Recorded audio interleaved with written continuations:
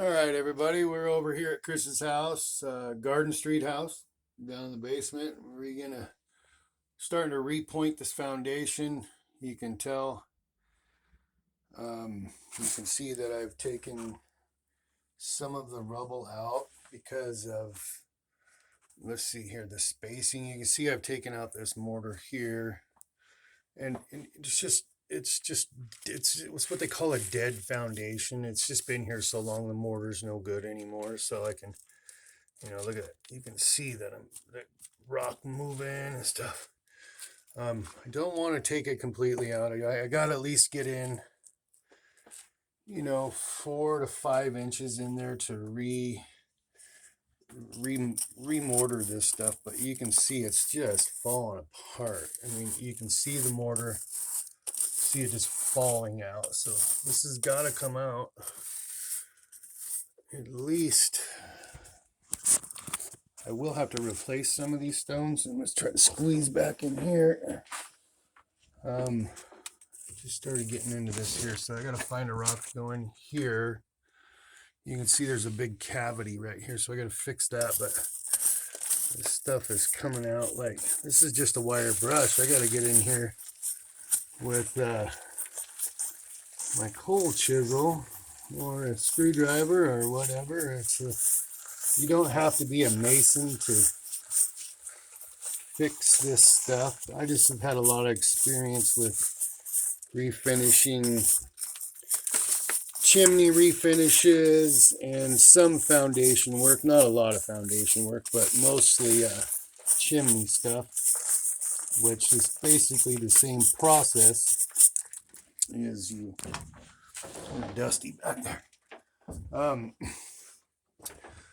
We have to just get this out and give it some new fresh mortar for, it'll last another 100 years, because these old foundations, they just don't make them like this anymore.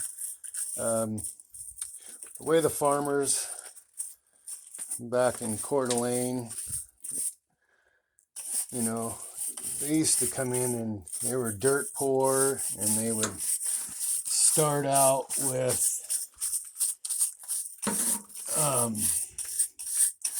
they'd start by planting their crops and living in a tent while they were building these foundations, while they were just piling rocks they found out of their fields they would plow. And so they come in and they just started stacking rock. You can see how they just stacked the rock in here. And the research I've done tells me that they don't make them like these anymore, because they just come in with forms, and that stuff, that porcelain cement, if you don't treat it just right, it'll crack, it'll leak, it'll do just as much as a homemade foundation like this, which I really enjoy working on.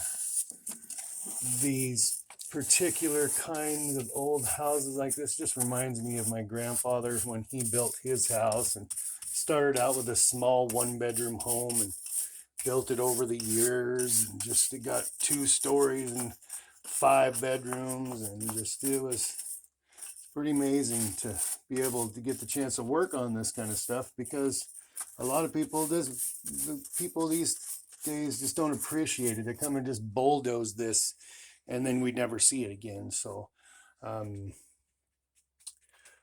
will check back in with you guys when I get a little more process done on this, and maybe even when I get to the point of remortaring. And the homeowner is going to be, Chris is going to be picking a color for the mortar, and it's going to be very interesting by the time I'm done. So anyways, that'll be my film for today.